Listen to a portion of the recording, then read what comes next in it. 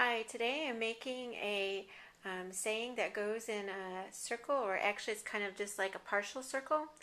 And I was really kind of excited, so I wanted to share this with you.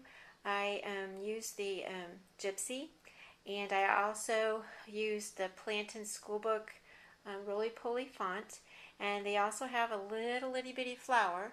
Well, that it really isn't little. It's the flower that I did use was in the Plantin Schoolbook, and I put that between all of my words so that it would be one piece when it cut out.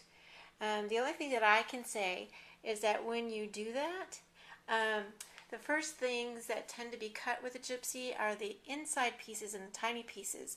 And you have to kind of like watch it because those little pieces can pop up and get caught underneath the cutter. And I try to get those out of the way so it doesn't mess up my design. Anyway, I wanted to kind of like show you after this how I figured out to make this work. So I'm going to set this up so you can see. I'm hoping this is going to work and that you can see what I did. The first thing I did is I opened up the first layer and I determined what size circle that I wanted to use. And so for this particular thing, I set it at 8.5 inches. And so that's my first layer. And so because that will stay up, when I go to my second layer, I start putting in my words. I'm going to show you what it looks like. And I just make sure that all those letters go all the way around that circle.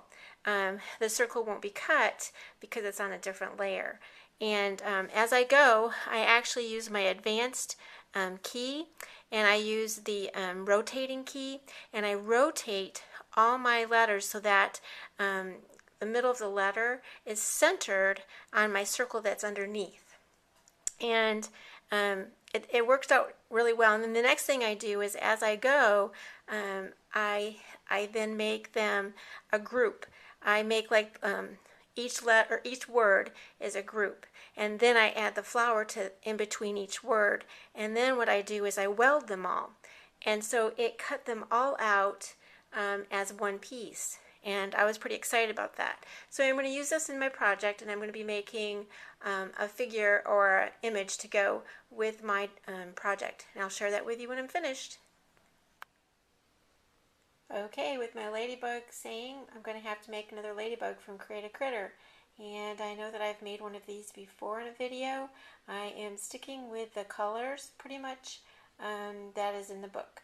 And I cut this out at 1¼ inches in height, and I used my Gypsy for this. The first is the shadow, and I cut that out in navy blue. The next is the main layer, and I cut that out in a light pink. And the next is layer 1, and I cut that out in red. And layer 2 is the head, and I cut that out in a brown. And layer 3 is the face. I'm going to put that together. I just put the main image on the shadow, and one of the other things I forgot to say is I flipped this one so the ladybug is facing to the right instead of the left like it's in the handbook.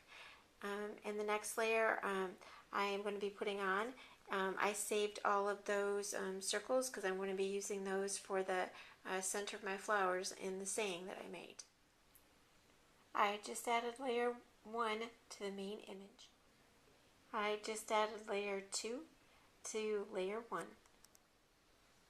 Okay, so I just added layer 3 to layer 2, and my ladybug is finished. Okay, so here's my finished project with my ladybug saying or phrase and my little ladybugs. And I actually used some of the stickers from the basic gray Junebug collection, and the colors seem to go really well. The ladybugs go really well with that collection. And this is the finished project.